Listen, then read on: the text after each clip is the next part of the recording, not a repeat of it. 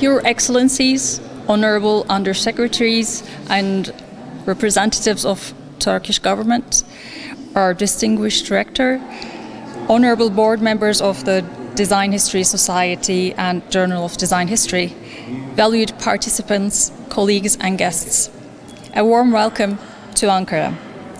We are gathered here today in a truly remarkable space. Look around you. We are not just in a museum, we are standing at a crossroads of millennia. The Museum of Anatolian Civilizations holds stories etched in clay, carved in stone, woven into fabric. Every artifact here represents a convergence of culture, technology, and human creativity. What better place to begin our own exploration of converging paths designed in the creative economy? On behalf of our host, Ankara Bilim University, it is a profound honor to welcome the Design History Society's annual conference to our city. For the next 3 days, this is our shared space to question, to discover, and to connect the threads between design and the economic, cultural, and environmental forces that shape our world. Before we move further, let's take a moment to look at our host institution in detail. Bir beste bizimkisi. Her bir hocasında, her bir öğrencisinde yaratıcı ve eleştirel düşüncenin yankılandığı, bilginin ötesinin, idealizmin, ütopyanın bestesi. Bir kodlar dizini bizimkisi. Bilim üretme, topluma faydalı olma, değerli insan yetiştirmenin kodları. Bir bilim yuvası bizimkisi. İlmin, medeniyetin, kültürün yuvası.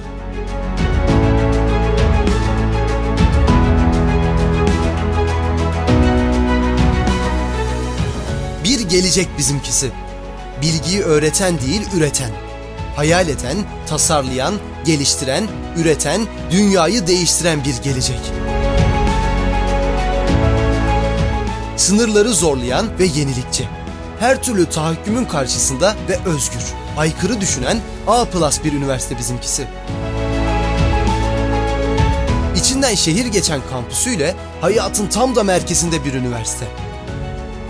UNESCO'nun 2050 üniversite hedeflerine şimdiden uyumlu organizasyonuyla zamanı yakalayan değil, fetheden bir üniversite.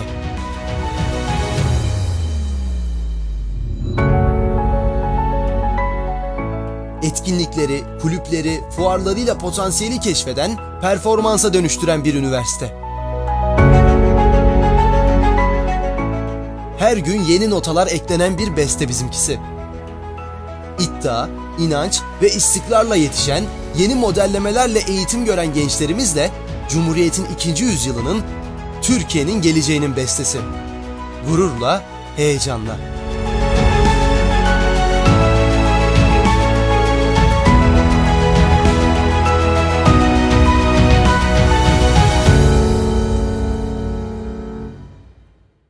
This conference is possible because of a powerful partnership.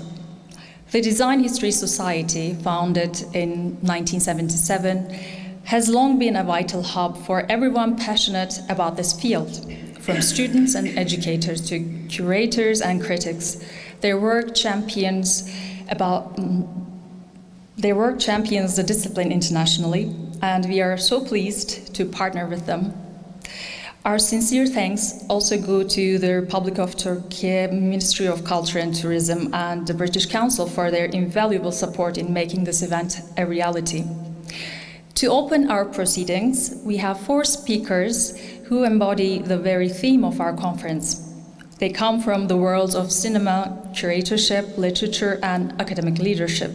Their perspectives will not just open the conference, but will challenge us to think about design from entirely new angles. Our first path of exploration comes from the world of the moving image. Professor Dr. Önder Erkarslan asks us to consider design through the lens of a camera.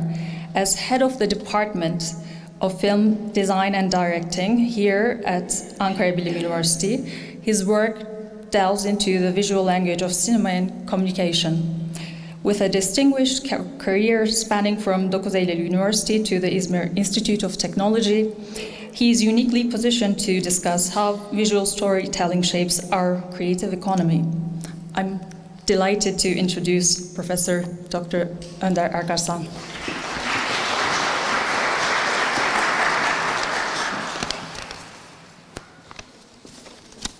Good morning and welcome everyone. As you just heard, I'm Önder Erkarslan. I'm convener of the conference and head of department of the Film and Design Department, Ankara Bilim University in Maltepe campus.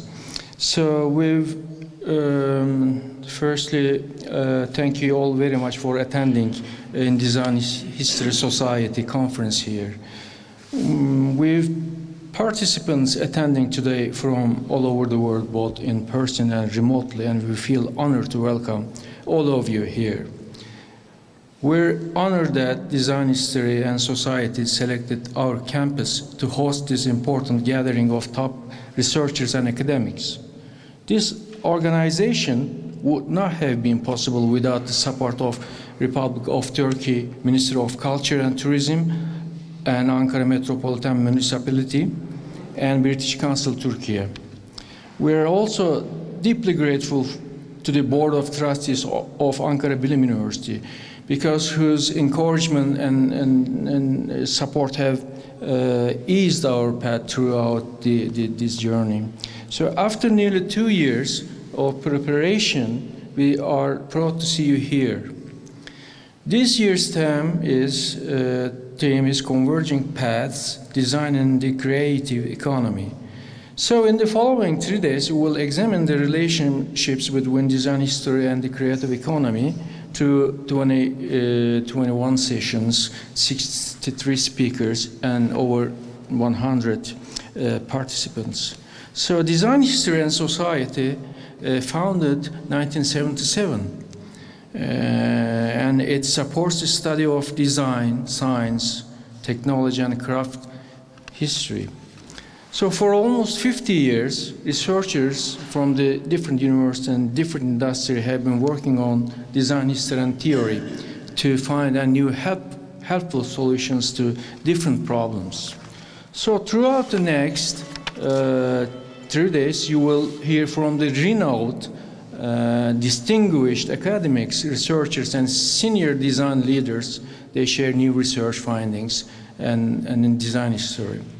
So the topics or other topics will include design innovation, design education, sustainable design, incremental design, and so much more, or 15 topics there. So we are excited to spend the next several days with you here. Thank you again for joining us, and welcome to Ankara Bilim University. Thank you again.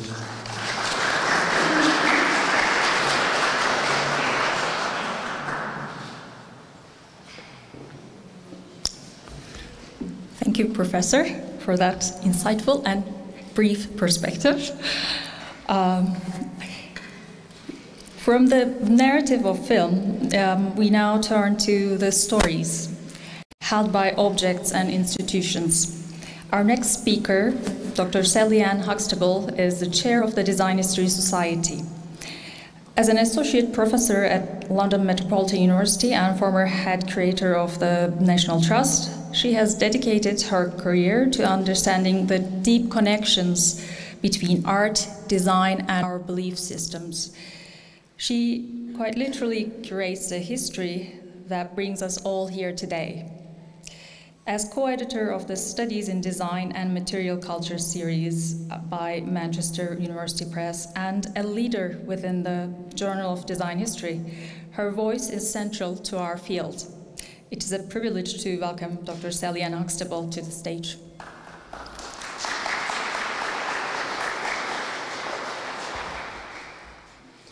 Thank you. I will also be fairly brief. I just wanted to welcome everybody here on behalf of the Design History Society. So the Society was founded, has already been expressed, in 1977. And at this point, design history was becoming a separate discipline from art history. A separate but connected discipline, and it was really to further ideas about design history. So it's a relatively new discipline as a standalone discipline, and that's allowed us to, I think, really to be very nimble and think on our feet and adapt to the changing world we live in. So our aim now is to think about sustainability, to think about global perspectives, and to think about design as in terms of interdisciplinarity and its connections, both globally and with other disciplines.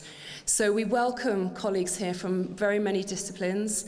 I think at a time when the world is becoming polarized in beliefs in many different ways, these meetings are an opportunity to bring people together, to share ideas, to debate, but to do this, you know, in a collegiate and convivial atmosphere. And that's something I think we value, and something that can bring a richness to the world and bring unity rather than division.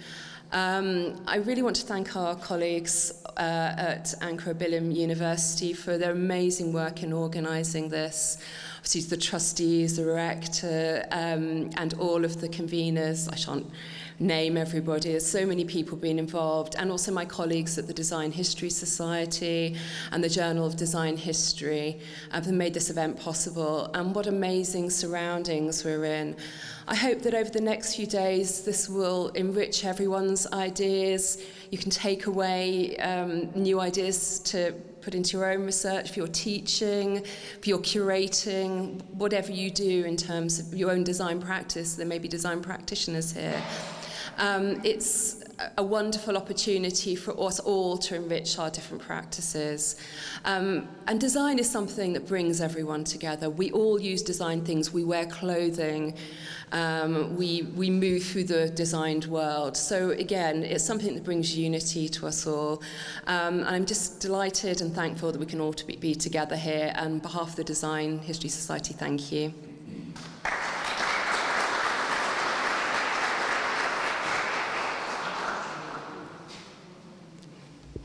Thank you, Sally, for that beautiful connection. Now for our next opening address, we hear from the leader of our host institution, Ankara Bilim University. It is my great honor to introduce the rector of Ankara Bilim University, Professor Dr. Yavuz Demir. Professor Demir's academic journey is a testament to global collaboration. From his doctorate at the University of Manchester to teaching Turkish literature at Oxford University and as a Fulbright scholar in the United States. Appointed rector in 2020, his leadership is guided by a deep understanding of literary theory, narrative science, and the power of fiction. He is the architect of our university's vision, and it is under his leadership that we are so proud to host you all today. Please join me in offering a warm welcome to our rector, Professor Dr. Yavuz Demir.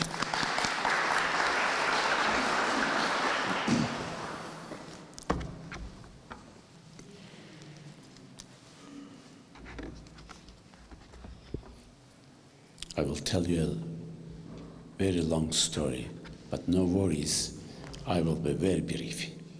Promise. Distinguished guests, honored colleagues, dear friends, on behalf of Ankara Bilim University, I extend to you our warmest welcome. It's our profound honor to host the Design History Society Annual Conference 2025 here in Ankara. If you allow me, I would like to continue my speech from where I left it last year in Kent. We gather in the Museum of Anatolian Civilizations, a place where stones still remember, where cultures, faiths, and voices have converged for thousands of years. Anatolia is not only geography. It's a crossroads. It's a memory of encounters, a palimpsest of stories, layer upon layer, written and rewritten. To welcome you here is to continue that story, to join another chapter, to the long book of converging paths. And yet, what I say now is only a prelude, for the true voice belongs not to me, but to one who walked these lands long before us. Let him speak. Let his confession open this gathering. I have heard too much. I have seen enough. You know my story, mine and the Barbers, or perhaps you do not. It was she who told it best. The Barber's wife, she whispered only half of it. Stories remain only if you keep them. If you dare to tell, hold them first, then release. But be careful, the earth has ears. Luck will find you one day alone. Someone must say it to you, to him, to us. I have walked many roads. Some led to cities, some to graves, some into silence. Roads always converge, yet no converge is innocent. One tells, another keeps quiet. One wills, another tears down. Yet, the essence does not divide. It cannot.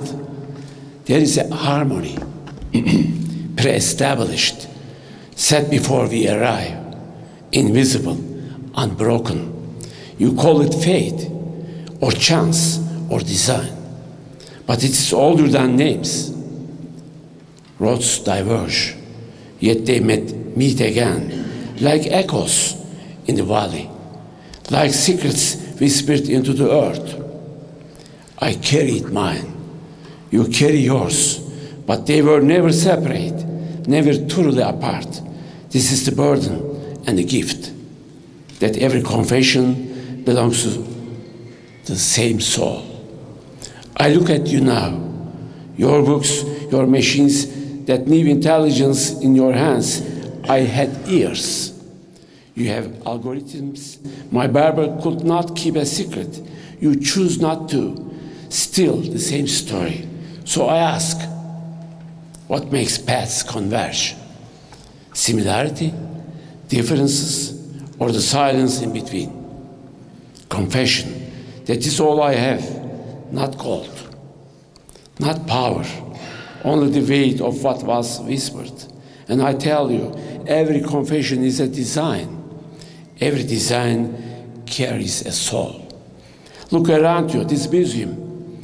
Objects waiting, silent witnesses, their ways. A name carved in earth, in Andık. Figures dancing, but not just figures.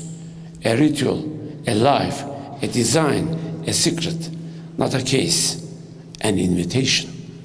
Today, here you begin your own ways. You will draw with figures, you will draw with spaces, you will draw with what you cannot say, and perhaps centuries from now, someone will find it, hold it, read the silence, and they will call it the new Inandık vase. Thank you for coming and being with us.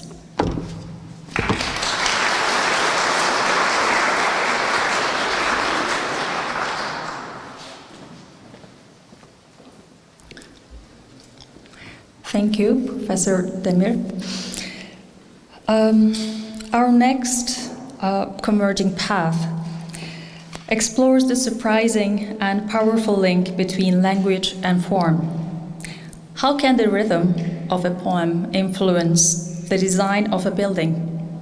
What can the structure of a sentence teach us about creating a user experience? To guide us through this intersection is Dr. Claire Morgan. As the founder and director of Oxford University's celebrated Masters of Studies in Creative Writing, is that correct? She has spent nearly 2 decades mentoring writers. She also spent a decade working with Boston Consulting Group on the relation between poetry and business. But her work extends far beyond the page, as she advises organizations on how the humanities can spark innovation. Today, she speaks on poetry and design, revealing how the oldest form of arts can unlock new depths of meaning for designers. Please welcome Dr. Claire Morgan.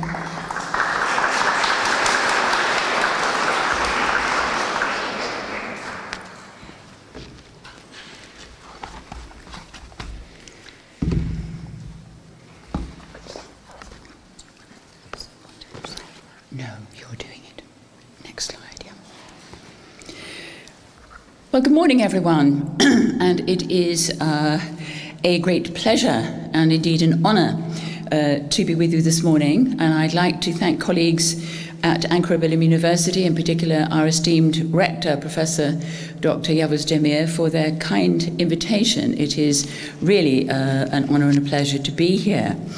And this morning, in the spirit of this wonderful conference, its breadth and inclusivity, I'm going to be focusing on a convergence between the design field and the creative industries, which has, I believe, been underexplored up to now. That convergence is between design and poetry. In 2009, Roger Martin, then Dean of the Rotman School of Management in Toronto, published The Design of Business: Why Design Thinking is the Next Competitive Advantage. In this book, he suggests that business has too often relied too exclusively on analytical approaches, when what's really needed for innovation and competitive advantage is a greater engagement with a much more exploratory and intuitive mode, a mode which he believes belongs to design thinking. Slide, please. That should be slide 2. Martin characterizes this favored approach as a shift from framing a choice to framing a how might we question as the step after issues and problem identification. It is an aspirational question and one that leads nicely into the generation of a broad, diverse and optimistic set of possibilities. He later elaborates on this, emphasizing that proponents of design thinking in business choose to embrace a form of logic that doesn't generate proof and operates in the realm of what might be, a realm beyond the reach of data from the past. Martin's favoured shift from framing a choice to framing a how might we question intersected at a deep level with the research I was undertaking at the time in conjunction with the Boston Consulting Group. My 210 book, What Poetry Brings to Business, proposes engagement with poetry as a potent means of reframing mindset towards a more intuitive, less data-oriented approach, one which prioritizes the what-if of a situation and encourages, as Roger Martin puts it, business leaders to operate in a realm beyond the reach of data from the past. I characterize this mode of thinking as poetic competence, and the skill it engenders as thinking beyond the facts. In 2020, I published an essay in Fast Company in the US titled Why CEOs Need Poetry to Lead in the Post-COVID World. In this, I quote the poet Rainer Maria Rilke on the matter of asking questions. Slide 3, please. In his Letters to a Young Poet, Rilke says, I would like to beg you, dear friend, as well as I can, to have patience with everything that remains unsolved in your heart. Try to love the questions themselves, like locked rooms and like books written in a foreign language. Do not now look for answers. They cannot be given to you because you could not live them. Living the questions and loving them too lies at the heart of what poetry has to offer in terms of helping develop a mindset based on more flexible and intuitive reasoning, a mindset inextricable, in Martin's view, from design thinking.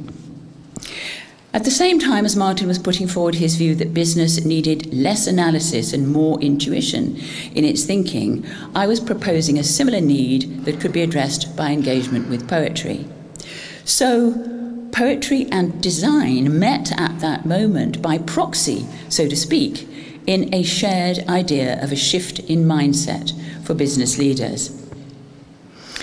I've recently been engaging with the work of two thinkers on design who are championing not the need to take the more intuitive modes of design thinking out to other realms, but on the contrary, to bring greater intuition, freedom, and creativity into design practices and into design thinking itself. These two thinkers both focus on poetry as a means for achieving this change in design mindset. In his article, Beyond Form and Function, Design is Poetry, Maximilian Speicher argues for a synchronicity between poetry and design. Poems are not just form, he says, they always also have a function, as does design. They intend to convey a deeper truth. They want to evoke feelings that hopefully result in a certain experience, as does design. In this sense, poetry serves as an interface between author and reader who engage in an asynchronous dialogue, as does design, just with users instead of readers. To support his contention, he adduces the comments of John Maeder, Vice President of Design and Artificial Intelligence at Microsoft. Maeder reveals how he discovered that design-infused companies fully understood how art is the science of enjoying life, and thus, in order for their customers to enjoyably live with their products, they needed to involve artists in how their products were made. Speicher believes that even with the need to keep the identity of the brand you're designing for front and center, there is usually some part of the design into which you can channel your inner poet. In digital product design, for example, the designer's poetry can manifest when the designer sees beyond standards, guidelines, and patterns to orchestrate a serendipitous user experience, a flow that mirrors what the user is thinking and enables them to discover a deeper meaning through their interactions. In order to emulate the poetic in design practice, Speicher proposes a quite stringent self-editorial process where any room for poetic device such as metaphor, vivid imagery, use of white space, precise choice of color can be employed to touch your well of creation and fill that room for artistic interpretation. Slide 4, please. He gives an example of poetry having been brought into design when he cites Antonio Gaudi's famous masterpiece Casa Batlló, located in Barcelona. This building is a prime example of how function, innovation, and poetic elements can be combined, he says. It is a poem turned into design. Why does poetry and design matter? It matters to the designer because of the intrinsic joy in creating something that goes beyond form, function, and aesthetics. It is a question of self-fulfillment. It matters to the consumer because it gives a more satisfying and enjoyable life experience, which in turn matters to the company because that consumer satisfaction feeds into supporting a company's competitive edge by offering added value to the products they produce. Aditya Ravi, in his 2022 article, Towards a Poetic Approach in Design, presents poetry as epitomizing 4 qualities that he believes are vital to reinvigorating design and its outputs. These 4 qualities are the fantastical, the reflective, the supervening, and the transcendental. Bearing these 4 qualities in mind, Ravi seeks to position the poetic to open up the scope of what a design practitioner is able to do with their processes and outcomes. Ravi seeks via the poetic to challenge the orthodoxies of design practice, which he sees as based on notions of actuality that are incorrect or irrelevant. He believes that poetry affords design a chance to re-explore itself and cites 4 reasons for this. Firstly, poetry embraces the instability of a singular reality. It is unfettered by considerations of time or place or generally accepted notions of actuality. Secondly, poetry is a treatment of specific reflections on an experience, tending to generate introspection. Thirdly, poetry relishes ambiguity and encourages conversation rather than seeking to provide answers. And fourthly, poetry generally works forward to discover its own shape and intention rather than aiming to fulfill a predetermined goal. And this allows the power and subjectivity of the created object to manifest itself. Slide 5, please. Ravi features Chair 2011 as an example of poetic design. There is no sense of intervention, no singular intention, no translation of one intention or need. It is a complete meditation on anything that one wishes it to be. My own research on poetry and its positive effects highlights certain elements common to most poems, which chime quite tellingly with the issues of poetry's relevance to design.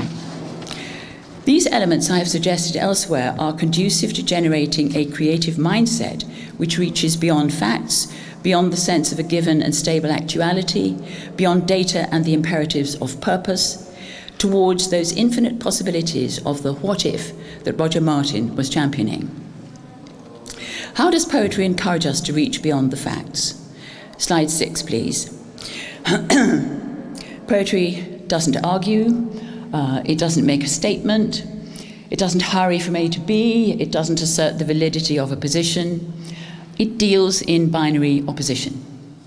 It does work dynamically, show meaning as multivalent, hold opposites in a delicate balance, make you go beyond logic in interpreting it, and it poses unanswerable questions, and it empowers ambiguity.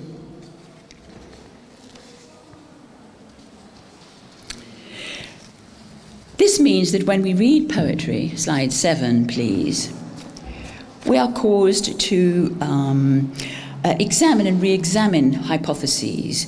We are caused to harness and use the intuitive sense, to go beyond logical analysis, to engage with many possible meanings, to postpone closure, taking time perhaps to come to no conclusive answer, to tune in to a precision and nuance of language, and to attend to context.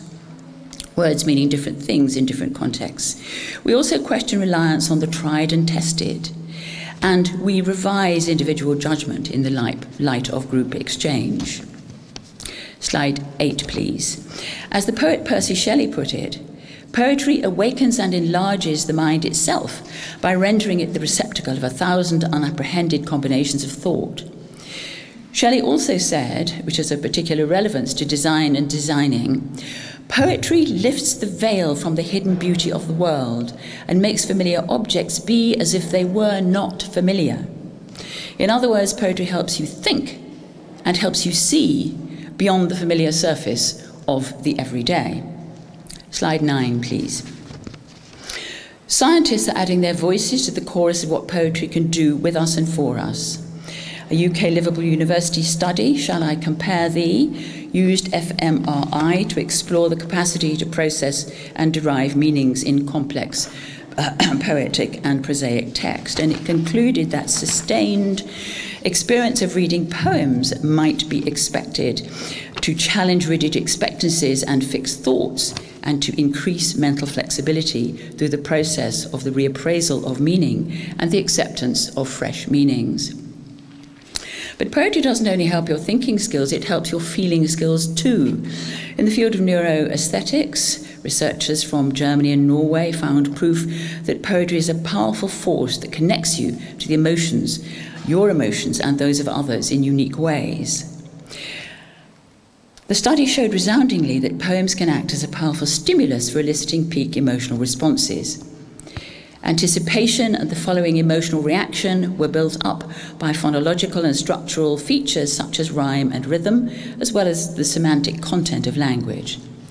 The study concluded that poetry can help us communicate at a deep level with other people, while also connecting us to or confronting us with the deepest and most important emotional recesses of ourselves.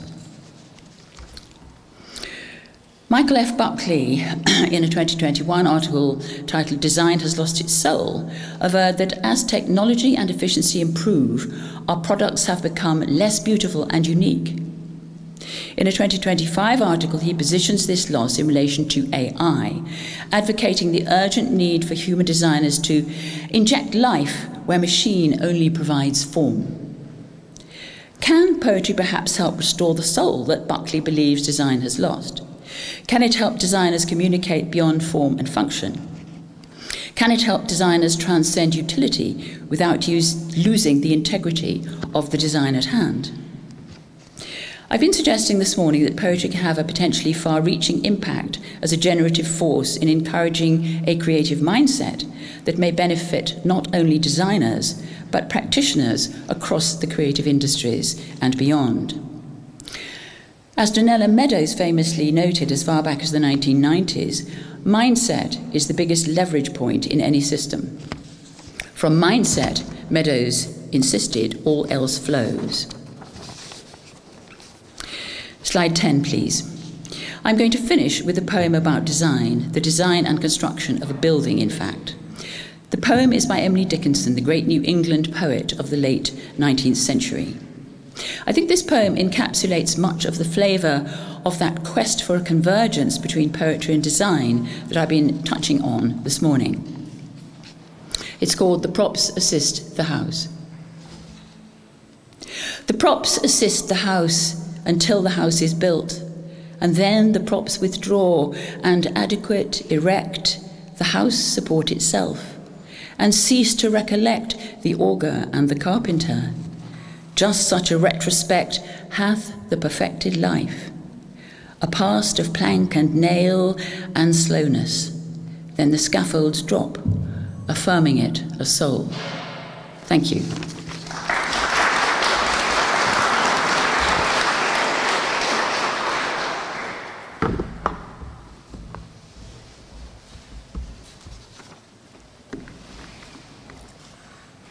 Thank you very much, Claire, for those thought-provoking and insightful, inspiring remarks.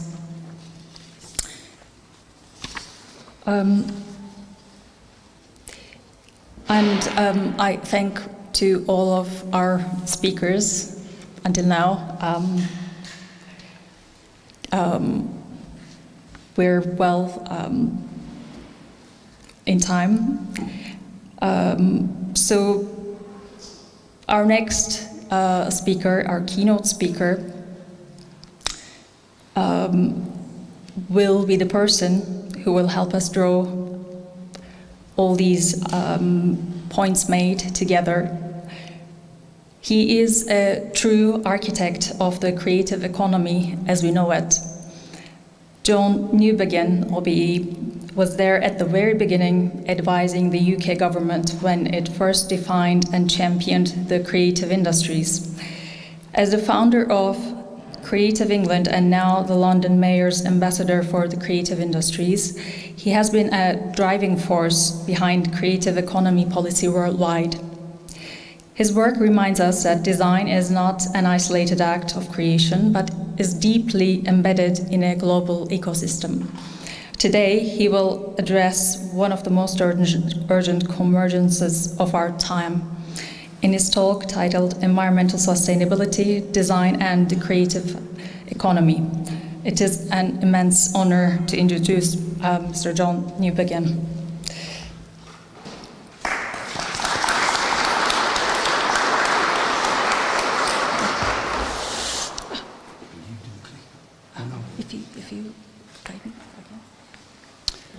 Well, good morning, everybody. It's a great pleasure and honor to be here in this wonderful institution. Whether I can draw together the threads of everything that has been said so far, I think will be a difficult thing to do, but we've been talking about stories, and a museum tells stories because design tells stories, and design is a language that all of us share anywhere in the world and across any time. So one of the extraordinary things about coming to a museum like this is that it allows us to connect with the way people thought and felt and expressed their emotions millennia ago. And it gives us the responsibility of thinking about what we leave, so what's in this museum in 1,000 years' time reflects something which in the future will mean as much to our descendants as what's here today means to us. We've also heard a lot about the fact that design is about stories, and of course the creative economy is also about stories. In fact, it's mainly about stories. So basically what I'm going to do for the next few minutes is tell some stories. If I can find the clicker. There we go.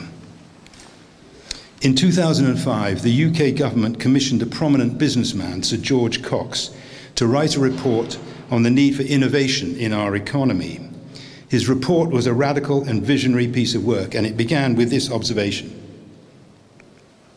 creativity is the generation of new ideas. Innovation is the successful exploitation of those ideas, and design is the link between creativity and innovation. Design is the basic driving force, the starting point, if you like, of the creative economy, along with telling great stories, of course. And a survey 10 years ago in the UK identified about 500,000 people working in what was then defined as the design industries, and about 1.5 million people working in what we defined as the creative industries. But of those 2 million, 1 million could be said to be working in both. Design is the core of the creative economy. Design's about functionality, but it's also about aesthetics. We want things to work, but we also want them to be beautiful. We want a harmonious combination of form and function, and the two requires imagination and creativity, as well as the application of scientific, technological, and sociological disciplines. So the first aeroplane embodied the basic principles necessary for controlled flight, but nobody could call it beautiful. After 60 years of innovation, much of it driven not by aesthetics, but by advances in scientific understanding of airflow and technological sophistication, the result began to look beautiful. It looked like something which should fly. But although it was beautiful, the Concorde was not a success. And although no passenger ever admitted it, it was very uncomfortable. And much more importantly, it was completely unsustainable environmentally. It was a disaster. Good design can no longer just be a matter of balancing functionality and aesthetics. It must also embrace sustainability. And nowhere is that needed more urgently than in the construction industry. A majority of the world's population now live in cities. And according to the United Nations, the rate of growth of urban populations means that we should, in theory, be building a city the size of New York every month for the next 40 years if everybody on the planet is to be decently housed. So what we build now and how we build it has never been more important. And we don't necessarily want it to look like that. The construction industry accounts for an estimated 40% of all global carbon emissions and an estimated 40% of all solid waste. These are extraordinary figures. Cement production alone accounts for about 8% of all CO2 emissions. And it's important to be discussing this here in Turkey because, of course, you have here one of the world's biggest and most advanced construction industries and one of the most international. And although your industry enjoys a very good track record of environmental responsibility, and incidentally, the US Green Council rates Turkey 4th in terms of its good sustainable practices worldwide, but that doesn't mean that there isn't a huge problem. And the key to turning the construction industry around has got to be design. The European Commission Directorates for Energy and Industry calculate that 80% of what they call a product's total life cycle environmental impact is decided at the design stage. For a building, what that means is not just the impact of building it, but the energy, the resources required to maintain it, to cool it, and to dispose of it at the end of its life. So creative design is at the very heart of creating a sustainable future for all of us. Until the 20th century, people built with local materials and in response to their local climate, local resources, and local traditions. Houses in different parts of the world looked very different and were built with very different materials. But in the 20th century, cheap energy and the ubiquity of steel and concrete has led to a situation in which buildings in any part of the world could be in any other part. I downloaded this image. I'm very glad I don't live there. I think this is Sao Paulo in Brazil. If anybody here is from Sao Paulo, then good luck to living there. But this is not what we would call a beautiful or living, healthy environment. And it grows worse because concrete buildings absorb heat. As global temperatures rise, they need air conditioning, but air conditioners also consume heat and contribute to global warming. It's a vicious circle. The International Energy Agency says demand for air conditioners is likely to triple in the next 30 years, from 1.6 billion today to as many as 5.6 billion in 25 years' time. This man, there he is, go back. Wael Arwar is a Lebanese architect based in Dubai who describes this approach to architecture as fighting Mother Nature. His work is based on trying to work with Mother Nature, not in opposition to her. His view is that we should respond to the environment we are in by using locally available materials, local skills, local traditions, and harnessing what nature gives us for free. And amongst the things nature gives us for free is light and air. So here's a good example of how somebody has tackled that issue. This is a building in Kenya, designed by a Kenyan architect, and it doesn't have any air conditioning in it because he looked at how termites, who have been for millennia building wonderful constructions that do not need air conditioners, the tall structures cool themselves naturally by managing airflow. Nature provides the air conditioning. Learning from Mother Nature, not making war on her. Here's another example. This is in the city of Basel. Modern cities effectively are heat storage systems that are significantly hotter than surrounding rural areas.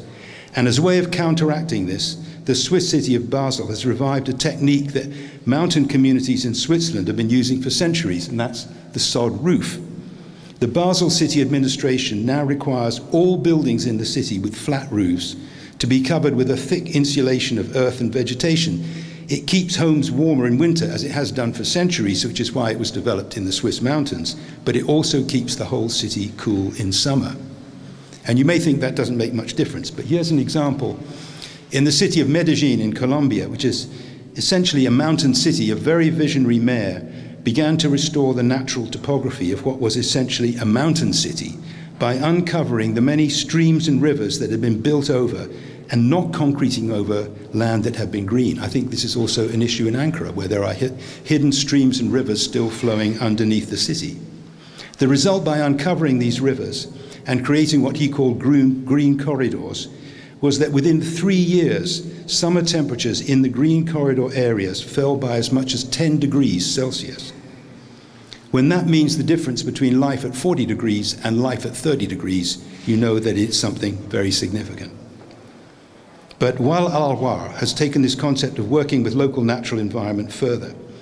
The cities of the UAE around the Gulf depend for their water on giant desalination plants that generate millions of tons of salt that are left as polluting waste. Through a long process of research and experiment, Wael and his team discovered that one of the main constituents of this salt, magnesium oxide, could act as the binding agent for cement just as successfully as lime. The difference is that whereas lime has to be intensively processed and creating 1 ton of cement creates 1 ton of CO2, the magnesium oxide is not only freely available in huge quantities, but actually absorbs rather than releases CO2. And when we know, as I said, that cement production alone accounts for 8% of all global warming, this kind of breakthrough of looking at natural materials and using them in new ways has got to be a crucial part of how we think about the future of building and building design. But this visionary architect has taken things a stage further. This is a building in the Venice Biennale last year for which he won a major award. And his starting point was this: the traditional building material for houses in the Gulf was coral, whose natural structure gave walls a natural element of integrity. But coral is now itself endangered because of climate change and ocean acidification. By creating what is in essence artificial coral out of the new cement, Wael is now experimenting with structures that are technically pioneering in almost every way, but are also completely traditional in concept and very simple to construct. He says, we should not always think about building new, but rather study our built environments and develop projects that can reinvigorate existing structures and technologies. Like all truly creative industries, good architecture and design is rooted in experimenting with new ideas and new materials, but it's also rooted in culture and in the specific heritage and traditions of each place. One of the early United Nations reports on the global creative economy by a Brazilian economist and based on hundreds of case studies from around the world had this to say: "There is no single strategy for success in the creative economy.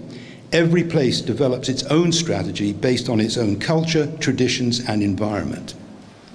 Creative thinking is not only about imagining something that's entirely new, but also about reimagining what's already there. It's about looking to see what we can learn from the world around us and what we can learn and reinterpret from the past. You might call it a kind of cultural sustainability as well as an environmental sustainability. And this culturally rooted approach to building design epitomizes what the creative economy is about. It brings together many of the disciplines which our 20th century industrial societies allowed to become divorced from each other. It combines science and art. It combines culture and economy. It combines functionality with aesthetics and sustainability. It builds the future, but it does not forget the past. And I think it's interesting, the Indonesian Creative Cities Network, which is quite a powerful network that now connects around 200 cities across Indonesia, has what they call 10 principles for managing a creative city. And one of them is this: to be a city that maintains the wisdom of history while building the spirit of reform to create a better future for all its people. In other words, building the future by also learning from and curating the past. Here's an image which I think connects the future and the past in a very, very simple and practical way. It's a house that's built almost entirely of scrap material. It's called Villa Welpelo, it's in the Netherlands, and it's a physical representation of the circular economy. A concept that starts with the belief that almost all the materials we use in our daily lives and so casually throw away, and currently that's about 2 billion tons of waste a year, can be recycled and used again or reused in new ways when its original function is no longer needed. All that's required is imagination and good creative design thinking. And this, some of you may be familiar with, is a kind of classic representation of the circular economy. But the key element in that, to my way of thinking, is design. It's design that is the engine of the circular economy. And here are two examples. As anyone who's been to East Asia knows, bamboo is often used in preference to steel scaffolding in construction, even of high-rise buildings of 150 meters and more, because it has the strength and durability of mild steel, but it's much lighter and cheaper. And when you need more of it, you just grow more of it. And in addition, where steel manufacture uses vast amounts of energy and generates vast amounts of waste, growing bamboo absorbs CO2 and its complex root system stops soil erosion and assists water retention. Mother Nature, working with Mother Nature, not fighting her. And here's another little example. This is a 12-meter sculpture which was commissioned by the Museum of Modern Art in New York as part of a program to support young architects. It's built of bricks, but the bricks are grown organically by mixing agricultural waste with mycelium, that's the mushroom fungus. Low value waste materials grown organically, requiring no external energy, costing nothing, and with zero carbon impact. And after 3 months, the sculpture was dismantled and the bricks were given to community gardens all over New York because mycelium enriches the quality of the soil, as every gardener knows. This is a pioneering piece of sophisticated engineering using computer-aided design, an experiment in biological transformation, and a spectacular work of public art. It's art, science, and technology working in harmony. It's a classic expression of the creative economy, and it's a classic example of thinking in tune with Mother Nature. I think it's worth pointing out that Turkey's 12th national plan specifically acknowledges that an economy based mainly on manufacturing and consumption cannot avoid the challenges of recycling and reuse, and it references the crucial importance of design and circular economy. That's a wonderful and very necessary ambition for all our societies. But of course the problem is thinking about a circular economy feels like such a distant ambition that it's very easy to give up. And I think one of the things that we forget is that all these changes, this is where the innovation bit comes in, all these have to start with very low expectations, simple projects. And here's two of them. In 2018, Coca-Cola launched what it called a World Without Waste strategy. Many people, including me, mocked it as an absurd piece of meaningless and self-promoting propaganda. But actually, it did do something. They launched in the Latin American markets what they called a universal bottle, one standard plastic bottle that could be used for all the many different brands of drinks that the Coca-Cola company produced. The strategy included a simple reward system that encouraged customers to return the empty bottles. And the result, so the company claimed, was that instead of just being used once and thrown away, the bottles were, on average, used 25 times. And there was a reduction of 90% in the plastic waste that the company generated. A very modest step, considering the scale of the problem, but nevertheless a step. In the same spirit, the EU is introducing legal obligations on car manufacturers to increase the proportion of recycled plastic in the cars they build. Another very modest step, but it drives innovation and it reduces waste. Here's another different approach. The UK ambulance service was concerned that its ambulances were driven so hard and so frequently that they needed replacing after only a few years. But of course, it wasn't the ambulances that needed replacing, it was simply the vehicle on which the ambulance sat. By thinking of these two elements as separate, a small, highly specialized box on top of a standard vehicle frame, a different solution emerged. The important part of the ambulance, the emergency medical compartment with all its sophisticated equipment, could simply be removed and fitted onto another vehicle. You think that would be completely obvious. This is modular design. If one part of the product has come to the end of its life, you don't throw the whole product away, you replace the part that needs replacement. It seems completely obvious, but this very simple perception extended the life of ambulances in the UK by more than 5 years and reduced overall operating costs of the service by 20%. It only needed someone to look at a familiar problem in a different way and ask a different question. When people talk about design thinking or design-led thinking or low-waste strategies or circular economy or modular design, what they usually mean is simply looking at a problem from a different perspective. There's a whole academic discipline of design thinking, and it comes in many varieties, but they all have one thing in common. You have to start by asking the right question. And the right question is never about technology or cost. It's about people. It's a cultural question. Who is this for? What do they really want? Why do they want it? Will it make life better? Does it make me feel better? So here's a couple of examples of how I think that has worked out in practice. And I've been talking a lot about product design, but of course process design is more significant in our society now than product design. So here are two little stories about good process design. Philips Lighting is a Dutch company. It sold light bulbs and light fittings all around the world, but the people who bought their products didn't want light bulbs, they just wanted light. And the basic unit of light is, of course, not a light bulb, it's a conceptual measure, a lux, 1 lumen per square meter, I discovered. So Philips rebranded itself as Signify and began to sell not light fittings, but light.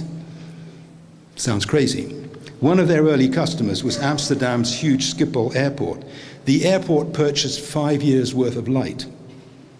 It may sound silly, but the consequence was profound. Instead of trying to sell more light bulbs and light fittings, Signify organized its systems so it needed as few lights and light fittings as possible to fulfill the contract. Waste was reduced dramatically, and so was energy use. The airport's electricity consumption for lighting dropped by an astonishing 50%. The right question, what does the customer really want, led to a more creative solution, which was better, cheaper, and more sustainable.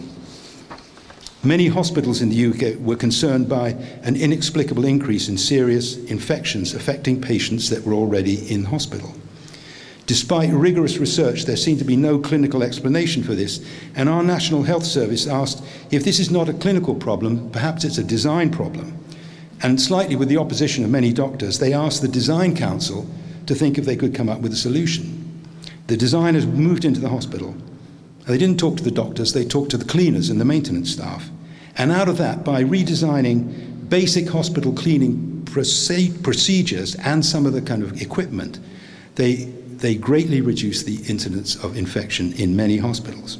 And here's another one, which I think is even more extraordinary.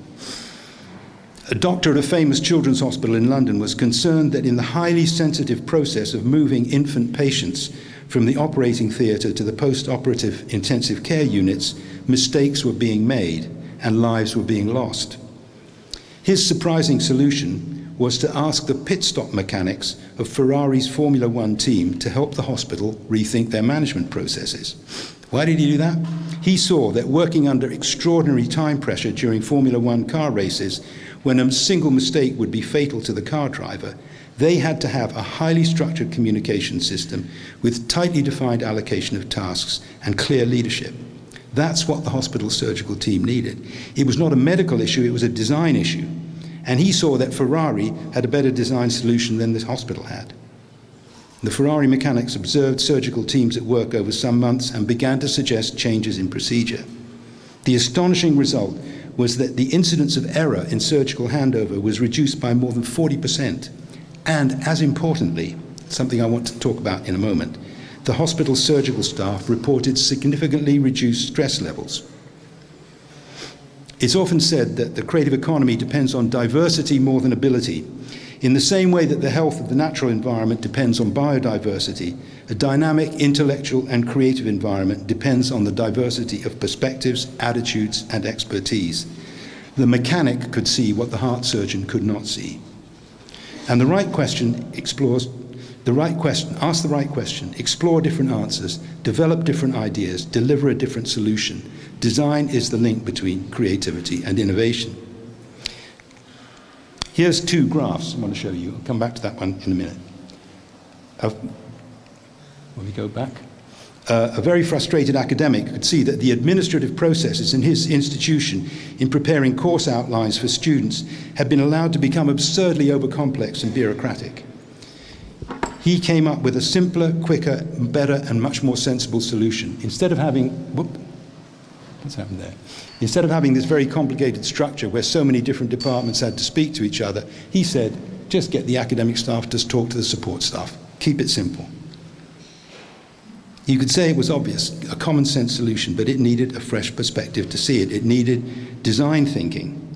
And as our societies become more complex and our economies become more specialized and mutually dependent, the need for creative thinking and for diversity of thinking accelerates. But we get lazy. We let old ways of working accumulate like dust in the corner of a room. Design thinking constantly questions and looks for a better way. That's its connection to innovation. Too many of our work processes look like this: maximizing confusion, minimizing communication, when they could look like this: minimizing clutter and isolation, maximizing cooperation, and maximizing creativity. Good design is also about reducing stress, about creating a better working environment. And what's true for universities is also true for governments. The machinery of modern government is hugely complex, and it's easy to mock as bureaucratic the many interlocking processes that are necessary for public and political accountability. For some years I worked for the UK government, and although I resisted it, I came to appreciate the need for methodical, what you could call bureaucratic administrative processes, because the government machine is so complex, you can't do it any other way. But that doesn't mean it cannot be improved. And most of the world's governments are still bound by 20th century structures and 20th century mindsets. Departments and ministries have their own priorities, their own agendas. The structure of government itself militates against collaboration and flexibility and speed, which is what we need in the 21st century. Anyone who works in the creative economy knows this is true. I work with governments around the world, and they say, should the creative economy be managed by the culture department or the trade department or the education department? And the answer is all of them, because it involves all of them. You can't have it in one department. It doesn't work like that. Good design thinking works horizontally, not vertically. And that is a challenge for governments that are organized vertically. And some are coming up with some solutions. I'm currently working with the ASEAN group of governments. That's Indonesia, Malaysia, Singapore, Vietnam, Cambodia, so on. Their ambition is that their 10 countries should be global leaders of the creative economy by 2045. But their strategy is not just about economic growth. It's based on 4 connected objectives: social, cultural, environmental, and economic. They call this a multi-stakeholder approach. And they say it must involve every government department, and also it must be seen to benefit the work of every government department. It's designed in tune with the United Nations Sustainable Development Goals. They want economic growth, of course they do. But they are on the front line when it comes to the impact of climate change, so the plan must address environmental sustainability. They are concerned that a rapid rise in urban living and access to social media threatens their rich cultural heritage, so the plan must also address cultural sustainability. They're aware of the marginalization of women, young people, and indigenous communities from better employment opportunities, so the plan must also address social sustainability. And they see that the only way to achieve that overall balance is through careful and conscious design processes that work horizontally across government, not vertically within the silos of specialized departments. Perhaps the biggest challenge for the design industry in the world today is to help governments rethink how they configure themselves for the 21st century. And I do not mean the way Donald Trump thinks it's done by destroying government. It's by creating government that is more creative, flexible, inclusive. But where do you start? As with the circular economy, the best starting point may be to ensure that you are asking the right question. I began this talk by quoting from a report on innovation in the UK economy by Sir George Cox. Sir George had some powerful advice for our government as well as for business and industry. He noticed that the biggest purchaser of goods and services in the UK was the government itself. And he suggested that one way to promote innovation in government, in business, and in society would be for the government to be more innovative in how it spent its huge resources, whether it was building a road, buying a computer system for the health department, or acquiring ships for the Navy or planes for the Air Force. And he said this: "The issue is not simply whether a proposed solution offers value for money, or even the best value for money of the options considered. It is whether a greater value could be obtained from a more innovative solution, perhaps allied to looking at the problem in a wider context." In a very careful and discreet way, he was saying, perhaps the government is not always asking the right questions. The first question may not be which computer system should we buy, but what do we need to know? Not which ships to buy for the Navy, but why do we need ships? And that can be done, as he suggested, by looking at a problem in a wider context. And that wider context must embrace sustainability, social, cultural, as well as environmental. And it must also address the narrow economic and financial and political concerns of government. So I've not mentioned AI, and you may be wondering why not. I've been trying to present a picture of design from a very, very cultural perspective, but let's just think about AI for 1 minute before I finish. As the world becomes more complex and interdependent, embracing that wider context and asking the right questions can seem an impossible task. So why don't we just hand it over to the magical power of AI? When it comes to identifying answers to complex questions, AI has the capacity to run through millions of options and take any number of factors into consideration. But it's not the answer that we need to start with, it's the question. And one of the world's leading computer scientists, Margaret Bowden, says this: "A fundamental difference between AI systems and human beings is that computers don't care. Human intelligence enables us to achieve our goals and satisfy our needs, but computers have no needs, and therefore they have no real goals. Decisions about things that matter require human judgment, even if we use AI's instrumental power to resolve them." AI can help with the answer, but the question that all design starts with are questions that only we can ask. Design is about functionality and efficiency, but it's also about who we are as humans. It concerns what we care about, and as Margaret Bowden says, computers do not care. Design starts with who we are, what we want, what we think is pleasing, what we think makes life better, what makes us feel better, whether it's a building, a product, or a process. And more than ever, design is now also about sustainability. Environmental sustainability, but also social and cultural sustainability. Good design will be the difference between our handing on to our children a place that's better to live, or an uglier, hotter, more unequal, more unpleasant, and more stressed place. Our geologic epoch is already being called the Anthropocene Age. For the first time, the long-term evolution of the planet is being shaped by us as much as it is by natural processes of geological movement and climate. That is a truly terrifying responsibility. We can no longer leave it all to Mother Nature. Still less can we afford to go on making war on Mother Nature. We have to take responsibility and learn how to work in tune with her. And the only way we can do that is through creative thinking and constant innovation. And as Sir George Cox said, design is the link between creativity and innovation. So let's ensure that what we design today will thrill our descendants when they come to this museum in 1,000 years' time. Thank you.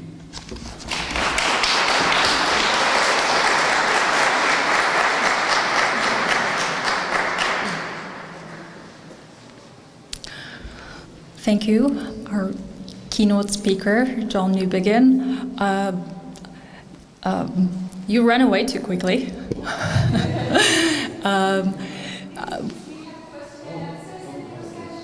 Yes.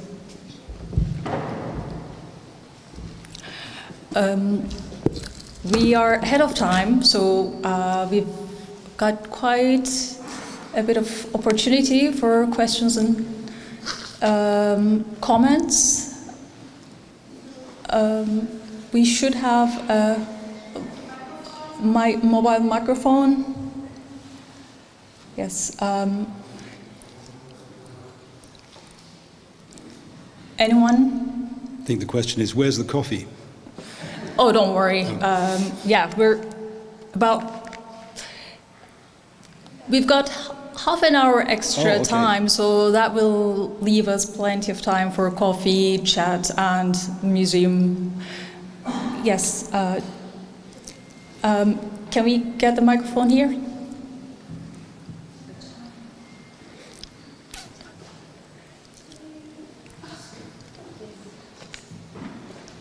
Thank you so much. Thank you.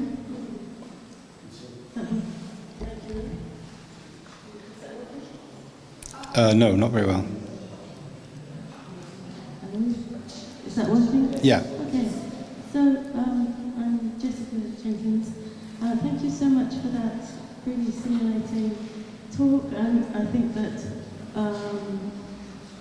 no one would disagree with anything that you've said.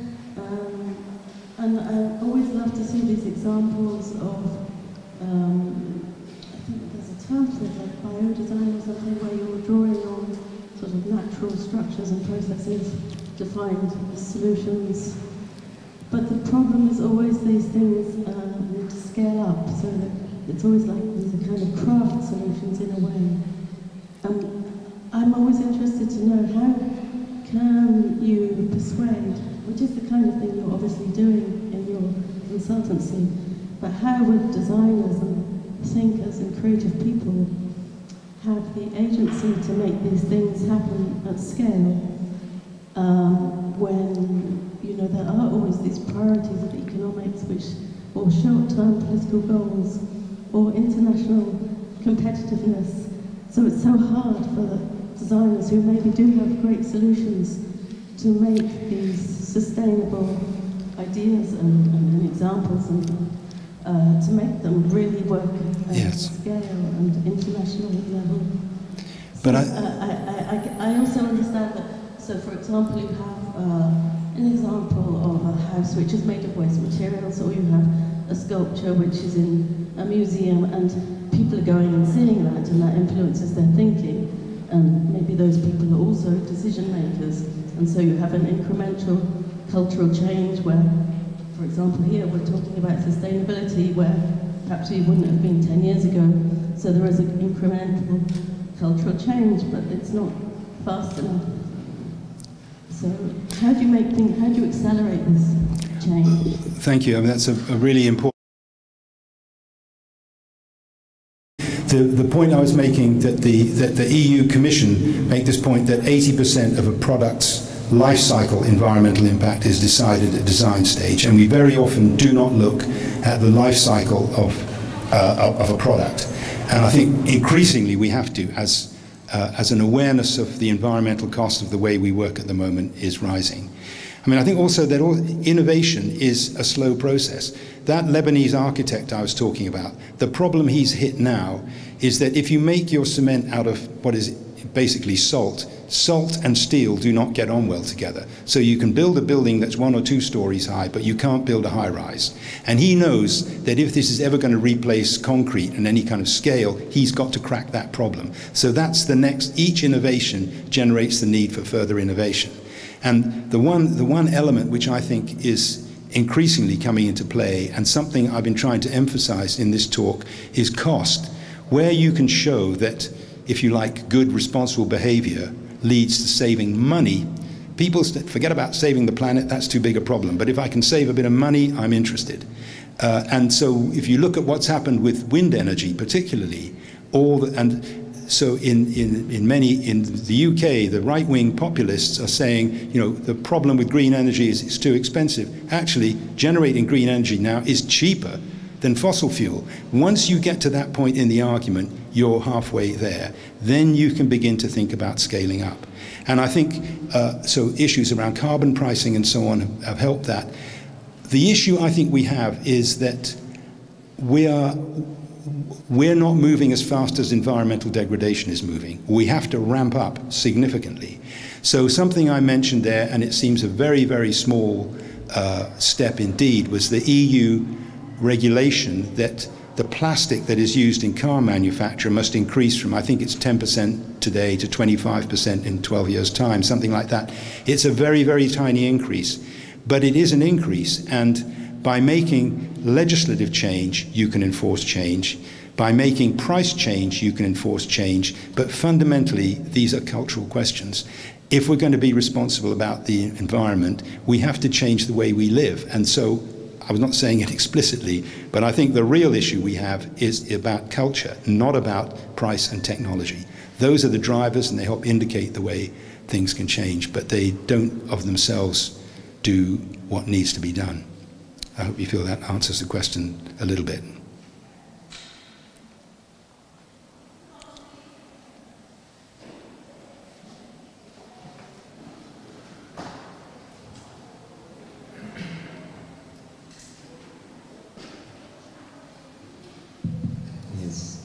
So, first of all, thank you, Bros. And my background, which is I'm ambassador of Bangladesh here, so when I saw the title to this conference, like Design History Society, and this thing, I thought that I would just come and listen, and my attendance would be something. But thank you again for the presentation that you made. It is not a question actually, it's some comments. I guess that I understood a fair percentage of your presentation, and that really made me happy. The way, personally coming from Bangladesh, like it's a country, I think that your presentation were mostly based on the developed nations, that you are from UK, and then you cited EU programs and then ASEAN and others. I would have loved to see the picture of Dhaka city where you showed the Stanford one. And I think everybody would come crazy at this time. It's a concrete jungle, that's crazy. It's a country like almost 1/7 of the size of Turkey, but having twice the population. So when we talk about these changes and using and everything, our people tend to use the easier one, you know. Again, you have spoken about cost, right, which is cost effective and everything. But at the same time, there is a portion because we are not a completely urbanized society. Mostly we are rural based. I don't know if the example that I'm going to give, it will make some sense. Like during the Corona period, you know, it was predicted that probably around 2 million or 3 million people will die and they will lie in the streets and everything in Bangladesh and Dhaka city. We were scared. But at the end, it happened that the people who lived in rural areas, they really didn't get Corona or something. And it was a very simple thing when we were trying from the government machinery that please use mask and everything. We go to the villages and telling them, is that it's a disease of you rich people who live in cities, live in air conditioning and other things, and they were not really worried about it. So the example that I'm giving, that the issues that you have discussed so far and everything, it really does not reach people in a country like Bangladesh that much. They just go in the natural way that they do it. But like you spoke about cement and heat and concrete and everything. In our cases, the rural houses were built by bamboos and I think mostly, but now, because of the, how to put it, deforestation and other things, these materials are not available. Much cheaper is a brick or concrete or cement is coming out. So I think that this is an area that you can focus on also, like to think about when you think about design and creative economy. But I thank you very much, and a question to the organizers is whether these keynote speeches and other speakers' contribution will be available to us to go through. Thank you. Thank you for that. And many of my examples coming from the developed world rather than from emerging economies, but actually I think that the really creative thinking is going on in emerging economies. And so talking about the Southeast Asian nations in ASEAN, I mean, many of them are, they range from Singapore at one end to Laos and Myanmar at the other, so their levels of development in traditional sort of World Bank terms is very, very different. But actually, I think one of the things that interests me most in those societies, I think particularly true in Indonesia, is how do they preserve their cultural, the lessons of their cultural heritage and their traditions, and make them survive in the 21st century in a way that is not museum pieces, but is relevant. I was in Turkmenistan recently, and we had a meeting of creative entrepreneurs. This guy turned up, he's a tomato grower. I said, well, normally at a creative industry event you don't have tomato growers. He said, but I'm creative, I'm innovative, because in my country, which is a desert country, we've been growing vegetables for thousands of years where in terrible conditions. Now the rest of the world is getting conditions like ours. We have something we can teach them. I thought, that's exactly it. It's not putting traditional work practices into a museum. It's saying these can be part of the way we tackle the issues of the future. And I do think that, partly driven by necessity, that in many countries, I think it's particularly true in Asia, but also in Latin America and in Africa, that alternative solutions are beginning to be developed. And to extend the answer, I work with an architect in Cairo, and his slogan is, informality is creativity. Why does he say that? Because something like 70% of the housing in Cairo is built informally, i.e. illegally. There's no planning permission, people put up a building, and they're very poor buildings and they fall down. And there's no gaps between them, you can barely move between them, they're very narrow alleyways. But he said, instead of saying these are terrible conditions, what we have to say is, think of the creativity and the ingenuity of people who built these buildings. How do we work on that? How do we develop that? How do we develop a community which is using the creative resources of that community to solve their own problems? And he's got a number of projects going in and around Cairo, which I think are really revolutionary in terms of thinking about how we manage urban space, public space, and use of materials. And it's not using high-tech solutions at all. It's using the creative solutions of the community. So it's easy to get romantic about this stuff, because as you say, people want it to be easy. And I mean, what I would say is, and in the context of Bangladesh, I do think this is also a cultural question. That if people come to I know many people who live in a relatively rural district of Bangladesh, Sylhet. They come to the UK or to Europe, they make a lot of money, they go home, they build something that looks like it's come from Hollywood. Crazy houses, because that's how they express their wealth. It's a cultural issue, and we have to find alternative ways for people expressing their wealth.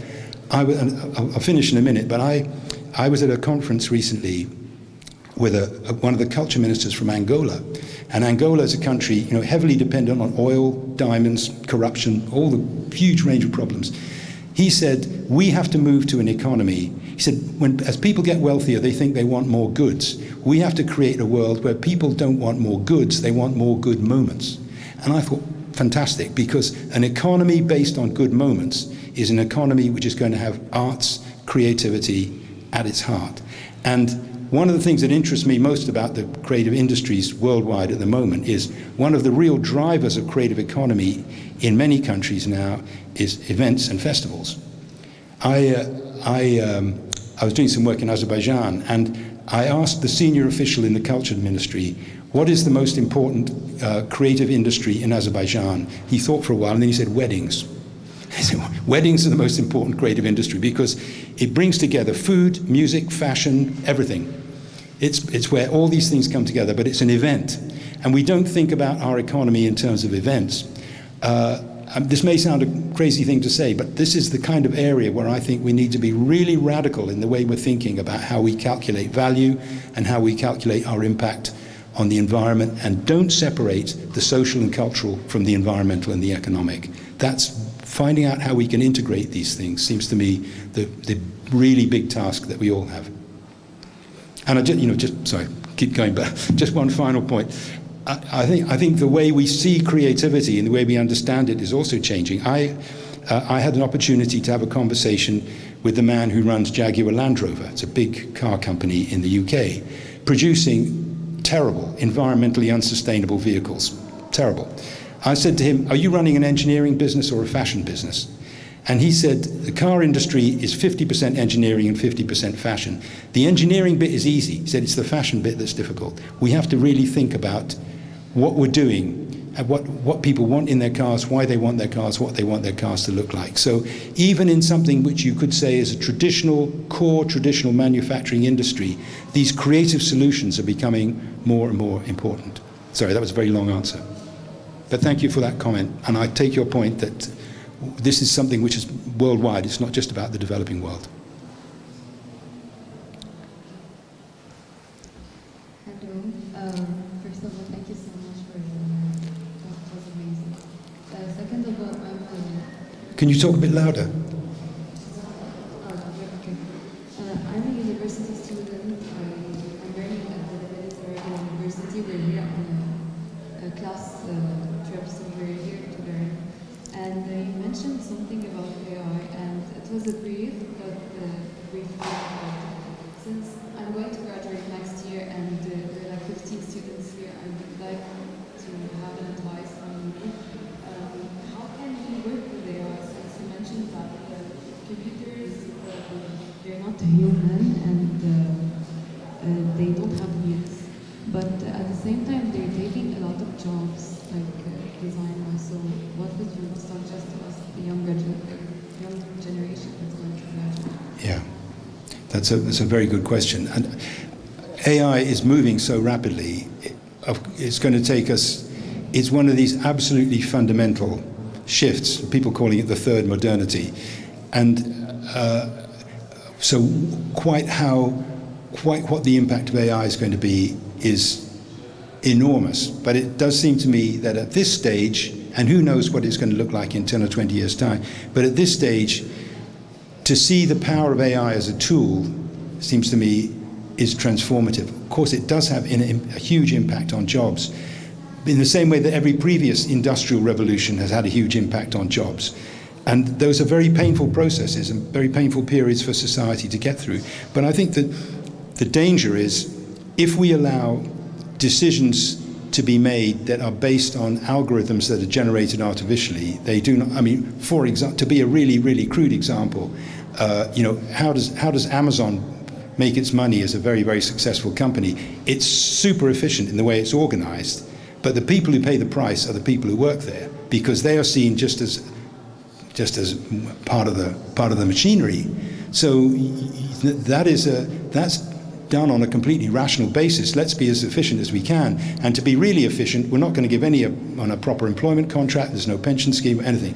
That's efficiency, but it does not produce a satisfactory, sustainable outcome for human beings. And I think we have to be very careful of where we're allowing the incredible creative power of AI to answer questions, but not to set the questions, not to set the parameters for the debate.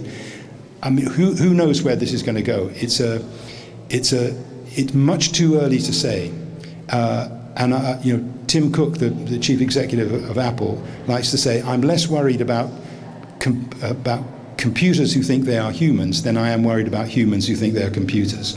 And again, that's a slick get out of jail easy answer. But I think there's some truth in that.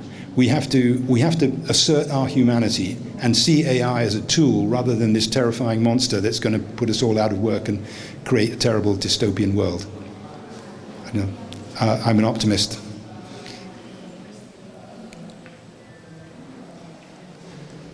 Thank you very much for that, for your talk. It's very interesting. I have a question connected perhaps to what you talked about. Today we're always talking about the effects of AI, with perhaps more on design or design education, or jobs, as you have also mentioned. I'm more concerned about the effects of the sustainable effects of AI, because I've been reading a lot about the cooling of the machinery and how much land all this machinery is basically taking up. And some of them had mentioned something about, just the simple act of saying thank you to ChatGPT and how much that's engaged you. Because the fact is, the AI is working to just increase engagement and do bigger and better solutions, but the fact that it's harming the environment is something that nobody's really talking about, and I think that that's a major issue. Can you say a few things about how we can bring policy and design processes together, because I think we need to act now to have an impact on the future, because as you say, everything is developing so quickly. Yeah. Thank you, sir. Thank you. A couple of points. I mean, one is, yes, the computing power, not just of AI, but of all the digital world is absolutely 10% of total global electricity consumption at the moment. Of course, if that power was being generated by renewable energy, by wave and wind and solar energy, then it's not damaging the environment. But it's something that we haven't thought about. And my point about government is that these things are moving so fast. Governments are way behind the curve in thinking your point about how we not necessarily regulate this, but how we manage this and how we engage this in our political thinking. And of course, the power of AI, companies like Google are not beholden to any particular government. Donald Trump may be trying, but they are global phenomena. And if governments are going to take some kind of action, first of all, government has to kind of really get to grips with what some of this stuff means. And secondly, there has to be concerted action across the world. And it doesn't look very optimistic at the moment that that's going to happen. These are huge problems. But I think, that's why, for me, the real core issue is we have to start thinking about how we develop governmental structures which enable us to retain some kind of democratic control over what happens in the world, but are also fit for the challenges of the 21st century. There's no easy answers to it. I mean, I think the other issue about AI is not that it's going to put everybody out of work, but it's the likelihood it's going to increase social division, social inequality, because some of this stuff is pretty complicated to use, and people who are digitally savvy and have the access are very happy to use AI. It's people who do not have access to those skills and to the infrastructure and to the equipment that is necessary to access it and use it who are going to suffer. So I think the other danger of AI is that it polarizes society further than it is already polarized, and that's a great danger.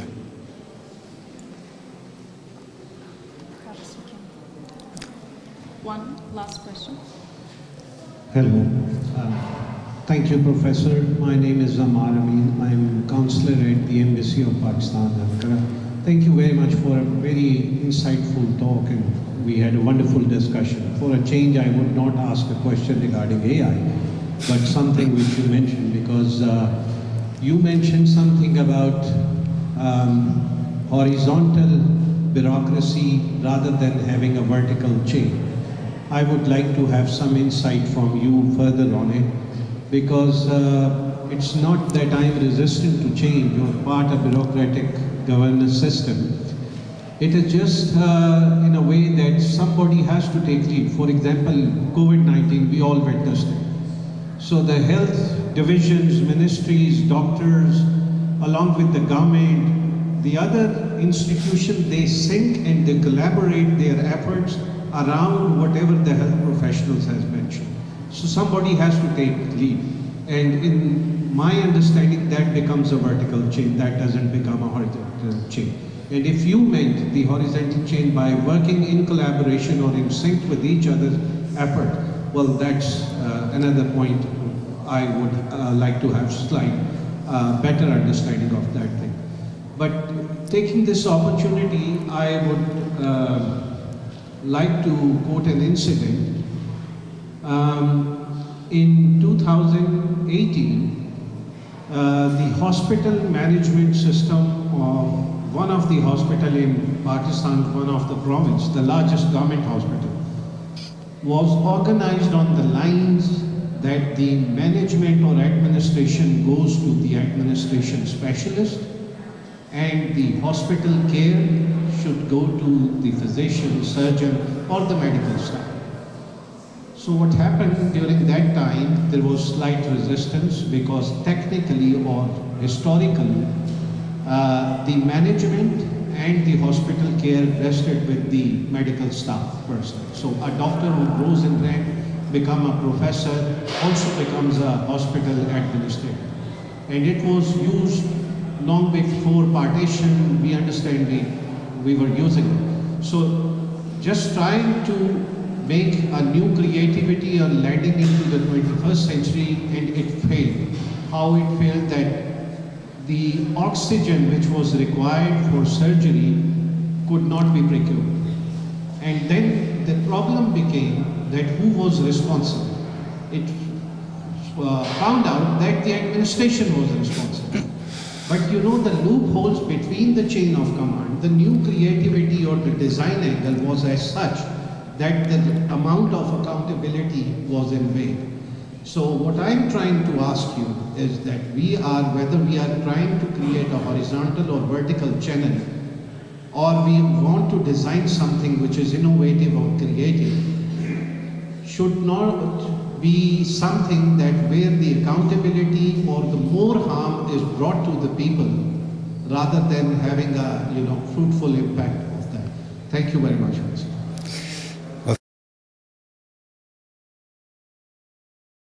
There is no easy answer to that, and I think the law of unintended consequences always plays out in innovation.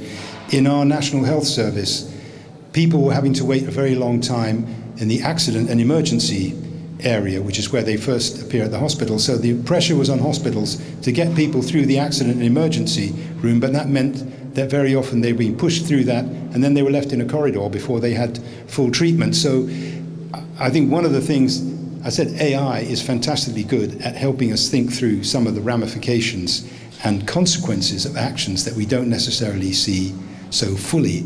So I think that is always going to be a problem. Maybe I'm being sloppy in the way I use the terms horizontal and vertical, but it does seem to me, I'm talking about collaboration between departments and focused on particular projects. And you mentioned the COVID pandemic. When there is a crisis, very often everybody's very happy to work together. And then when the crisis is over, they go back to their old ways. We are in a crisis, a huge global crisis, but we don't recognize it as such. So we have to be thinking in the same way that during the COVID pandemic, people thought you have to get rid of some of the rules, which we don't need. And in fact, as a little example, I work with an organization called World Cities Culture Forum. And after the pandemic, we asked a whole series of cities all around the world. It's 45 global cities in this federation. How did their culture teams respond to the pandemic? And many of the answers came back. People said we ignored most of our rules. And we've actually found that makes us more efficient. So we're not going to go back to the way we did things before. We're going to keep it the way it was during the pandemic. I thought that was very interesting. My point about the university academic saying, why do we organize it like this? We could do it more simply. It's an ongoing process and that's the whole point about innovation. It's constantly incremental. And I love that, video game designers always say they don't recognize the word failure. They call it work in progress. And, this is work in progress. Each innovation generates further problems. And that's why innovation has to sit alongside creativity, because some creative ideas are lovely ideas, but they're completely impractical. Innovation is what helps to turn them from lovely ideas that are not practical into things that have a continuing life and continuing iteration. I do think, I find what's going on in Southeast Asia very, very interesting. In Albania, which is a country which has got, at the moment, two major industries. One is tourism, and one, sadly, is trafficking and smuggling. The government there has decided to create an integrated ministry. It's the Ministry of Economy, Culture and Innovation in one ministry. And they say, we have no idea whether this is going to work or not, but we have to try it. because otherwise we're not going to succeed in this world as a small country with a lot of problems. So I think we're all, so I was talking about the Southeast Asian nations, where they're also looking at how they create what they call this multi-stakeholder approach, where departments work together on a different basis. They don't know what the outcome will be, but they think it is an experiment which they have to engage in. So that's why we have to just keep pushing away at this word innovation, it seems to me. Okay.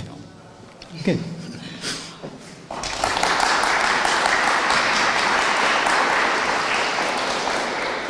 I'm sure we've got many more questions, and we can continue with them outside when we're enjoying our coffees. But before we release you to outside, please bear with us to hear from the Deputy Manager of the Anatolian Civilizations Museums, Mustafa Metin. Thankfully, we've got plenty of time after his presentation to enjoy our lunch and also tour the museum before we go to our main venue, Ankara Bilim University, in the afternoon. So please welcome Mr. Mustafa Metin.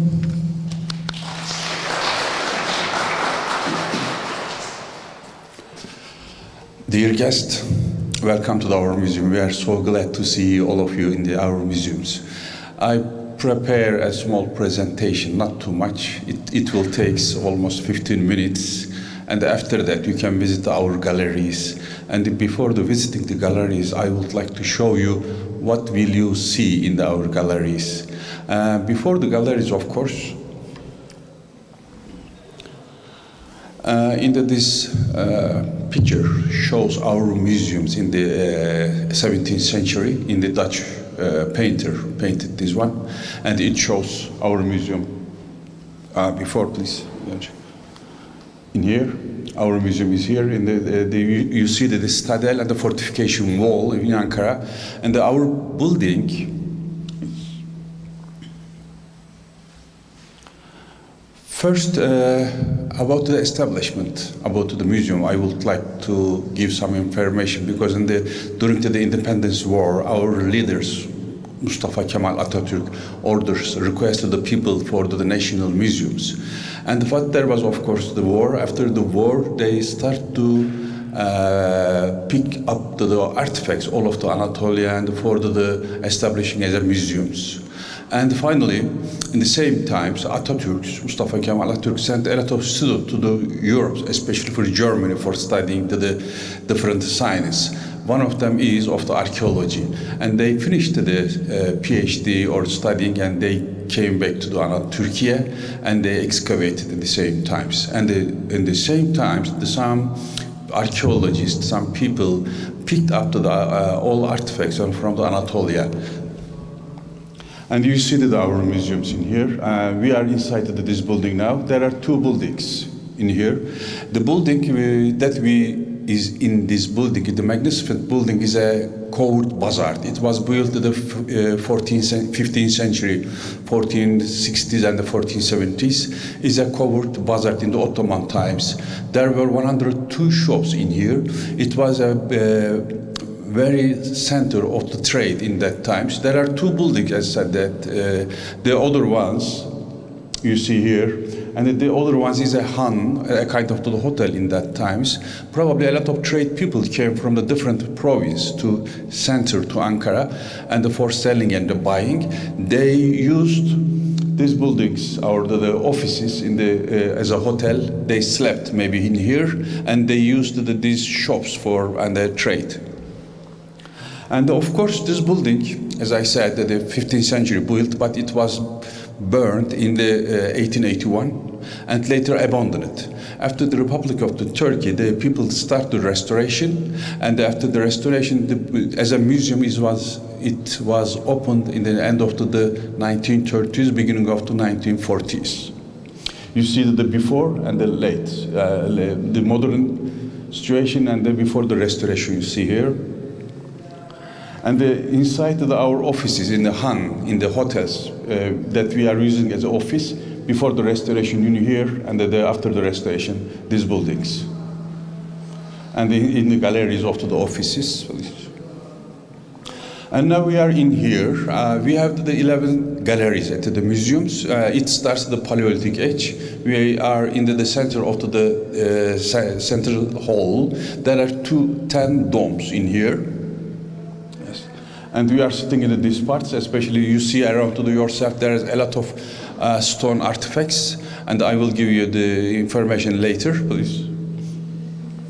We displayed our artifacts in the chronological order from the past to the present time. We start generally Paleolithic age. Paleolithic age starts the 900,000 years before, and almost finished the 15,000 years before. During this time, especially in north part of the world, there was an ice age.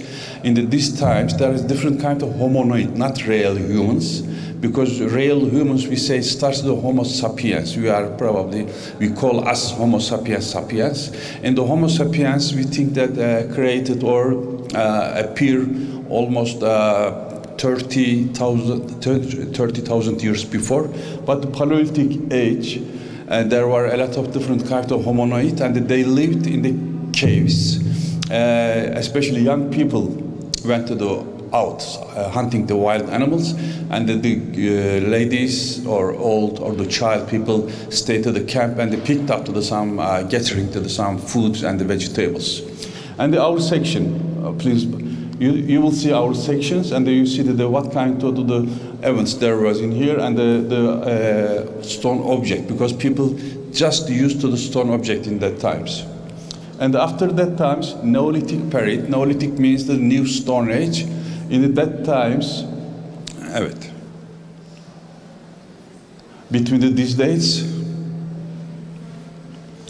especially Göbekli Tepe is so popular all over the world because we said the 0 point of the civilizations. We have 2 copies in here because it is not possible the object bring here. You see that the copy is in here. And another place is very important places for our museum because we have a lot of objects from this site. Is a Çatalhöyük. You see here. Çatalhöyük excavation was made by the British archaeologists in the 1960s, and now later they continue the excavations. It is so important for understanding, especially Neolithic times lives. And we see the excavation trenches because especially this time, after the leaving to the caves, they start to build the houses or small villages with the mud bricks. You see some mud bricks ruins in here because they didn't know the stones or the other kinds of the buildings. And there is a kind of imitation of today's building. You will see in the beginning of the tour. And also Mother God is also so important for them because after they discovered the agriculture and the farming, they also have some ideas about the religions, and they produced the Mother Goddess figurine a lot, and they probably produced this one for protecting their lives and their houses or their storerooms. And you will see a lot of frescoes in here. And there is galleries that you will visit here. There is a Paleolithic sections, Neolithic section, sorry. And there are a lot of goddess figurine in these parts, especially different kinds of the goddess figurine were created, and you will see a lot of examples on the vitrines in the cases. And also, we say that the jewelry, because every time we say that especially ladies like the jewelry, but not gold and the diamond in that time. They just used the bone or stones, and there's some jewelry, and also they put, of course, when people died on the tombs, especially some of them was built inside the home. It is so interesting. And some of them is the mountain tombs. We say like to the Tibet, there are the same thing in here. When people died, they put on the mountain, maybe wild animal eat or destroy the body, and later they collect the bone and bring to the tombs. There was same tradition in that times. The mirror is also interesting because everybody wondering their faces, and they used the obsidian mirror, and they used to their faces, and we know that they make up some painting to their faces maybe in that times.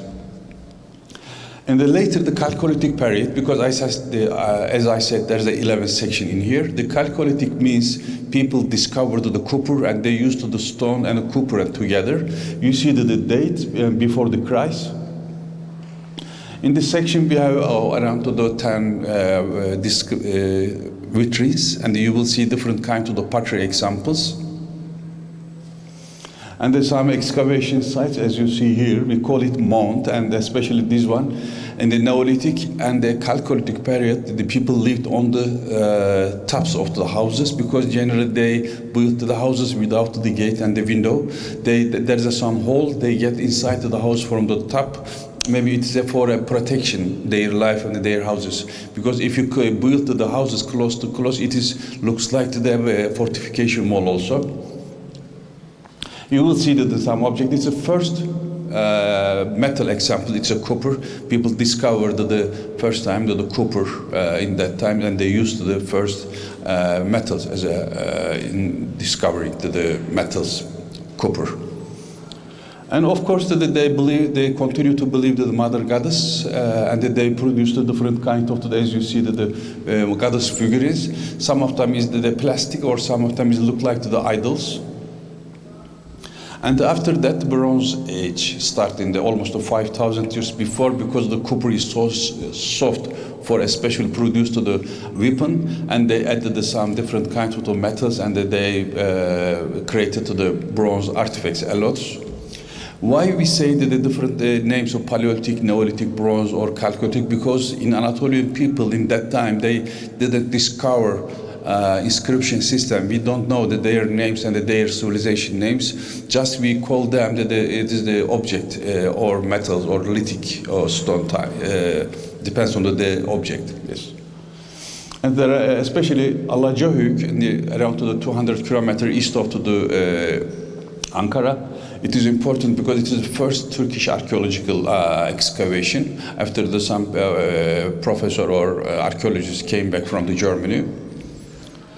And you will see a lot of objects, because first time we see the gold and the silver artifacts in that times. And there are some models, how they produced the bronze object, you will see. And the other golden object, especially we will see the very good, very high quality golden object. There are two important centers in that time in Anatolia that we are talking about the 4,200 years before. Troy, as you know, very important point, very important city in the western Anatolia, and this one is in the central Anatolia. It's so important sites, and the two sides has very good quality gold and the silver object. And you see some examples. And later we say the Assur-colonial trade period, it's the Assyrian. They lived in modern Syria and the Iraqi area. They lived in Anatolia because Anatolia was rich about the gold and the silver. They came for trade. When they came, you see the ways, almost we are here. And there is a different way for arriving to the Anatolia. We say Anatolia, as you know, and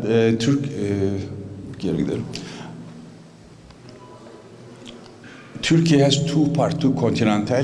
This is the Asian part, this is the European part. The Asian part is called Anatolia because our objects generally collected in Anatolian parts, and that's our names is the Museum of the Anatolian Civilizations.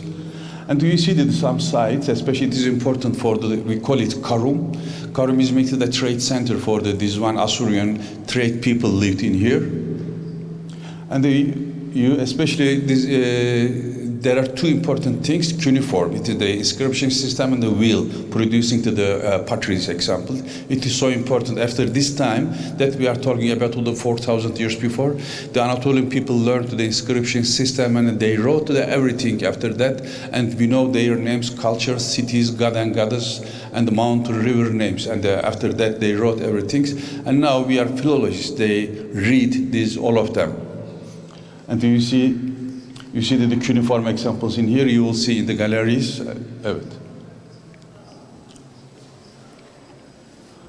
And also the goddess figurines. They still believe to the goddess, and the female goddess especially. You will see a lot of figurines. And later, in this time, in BC, there is a first empire we see in Anatolia, Hittite Empire. Especially they control very big areas in here, in the second millennium in BC. And there are the Hattusha, German archaeologists excavate here. In the Hattusha, their capital city in the central of the Anatolia. And it is, of course, the renewed the fortification wall. Evet. And you will see in these galleries, there is a god figurines, because when people established the empire or city lords, and in that time female or the goddess figurine became the second, because the god shows, we see the gods figurines, because the man and the gods controlled the cities and the empire. After that, and now we will see god figures a lot. But before, there was just the goddess, mother goddess figure. And we say late Hittite times, the object in these galleries, you see around you're sitting in a lot of, we say orthostat. Orthostat means it's the first building of the first stones of the buildings. Especially they used to be near the big roads, like the boulevard, because they shows the richness and they shows their power to the peoples. And in a site near the East Anatolia, and you will see, you enter the museum in here, and you will see the old object around you, yes. And you see this one that's in these sites. Evet. And the Phrygian, sorry. And the Phrygian is important, and especially for Ankara, because the King Midas, probably everybody knows the King Midas, because he touched the golden, he has a golden touch, and also he has a donkey here. And we have the Phrygian section, because the Phrygians kingdom, capital city is in Ankara, in Gordion we call it. It is almost to the 100 kilometers in the southeast of Ankara. And we have a very big connection, very big collection. It was discovered by the German archaeologists when they built the railway from the Europe to the Arabia. Phrygians lived in here. Gordion is here. We almost visit here. Ankara is in here. You will see the different kinds of the object in the galleries. Gordion city in the air photographs, although it is important the Gordion knot, because as you know, the Alexander the Great cut to the Gordion knot, and he visited the Gordion probably in 333 in BC, and cut to the Gordion knot, and later continued to Middle East and India. In our section, you will visit, and you will see the object from all of them, generally from the tumuli. Tumuli are kind of to the tomb, Phrygian style tombs, and the Stadel Mount object you will see. And you see the big tumuli. It is belong to the King Gordios. It is the second largest tumuli in the Turkey, and the third largest tumuli all of the world. And it is open for the visiting. If you have time, you can visit the inside this tumuli, and you can see the chamber of the King Gordios. And also goddess Cybele. It is so important, the Phrygians. And there is this we say facade. There is a copy of this facade in the galleries. And the Urartian lives in the East Anatolia, first millennium in BC. And in the galleries, there are a lot of objects from the Urartian section. In the past times, especially beginning of the Republic of Turkey, there were not museums in that cities, and after the excavation, they brought all objects in here. But now there are museums in their cities, and after excavation, they bring the object to that cities' museums. And also that there is a Sam Dam, because probably dam first time was built by the Urartian artifacts, Urartian civilizations. And you see the castle and the Statel and the East Anatolia. And the object from the Urartian sites. Especially ivory object, because we didn't have any elephant in Anatolia, but probably in the North Africa or Middle East countries sent the same ivory. and some textile examples, and some column pieces.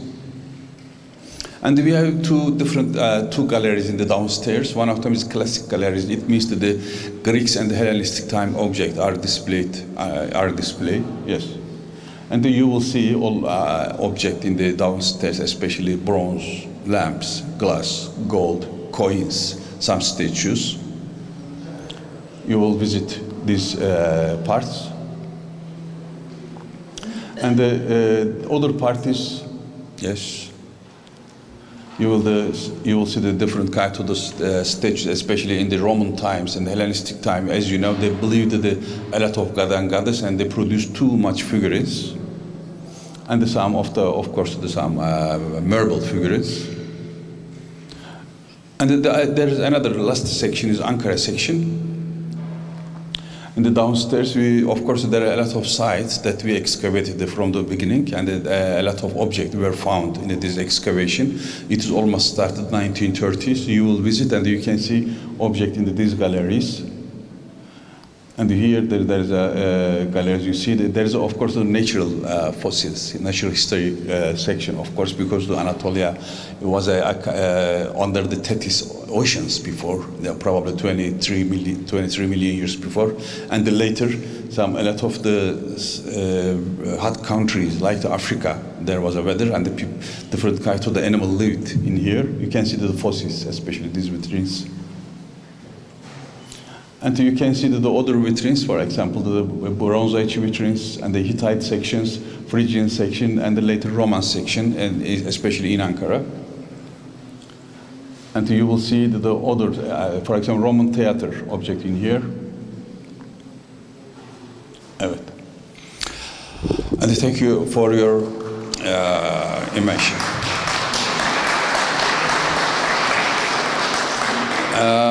I'm sorry I have to be hurry because I know that you don't have too much time, but you will visit our museum and the galleries. We will be here if you have any question. We try to answer your question. And thanks again, and again, welcome to our museum. We are so glad to see you here, and have a nice conference, have a nice trip, all of you.